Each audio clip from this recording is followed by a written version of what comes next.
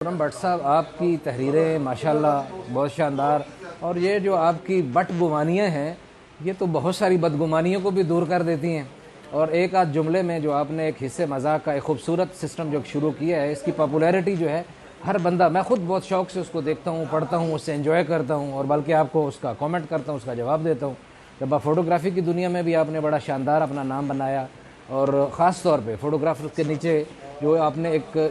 इसका नीचे लिखने वाला जो एक सिलसिला था, एक डिटेल के साथ एक डिटेल फ़ोटोग्राफ़ी और एक तस्वीर जिसमें पूरी कहानी बयान होती है, उससे लेकर कॉलम लिखने तक और फिर कॉलम से लेके वन लाइनर बदगुमानियों तक का जो आपका सफ़र है, बहुत शानदार, हमारे सामने, हमारे लिए बाइस फ़ख्र, बड़ी खुशी की बात है। और अब जब आपने ये यूट्यूब चैनल अपना बनाया है और जो बड़े शार्ट वक्त में इसने जो मकबूलियत हासिल किया, ये इस बात की दलील है कि लोग आपको पसंद करते हैं, आपकी चीज़ों को देखते हैं, पसंद करते हैं और अब आपको यूट्यूब पे भी देखना चाहते हैं, और हम भी आपके देखने वालों में शामिल हैं। हमारी दुआ है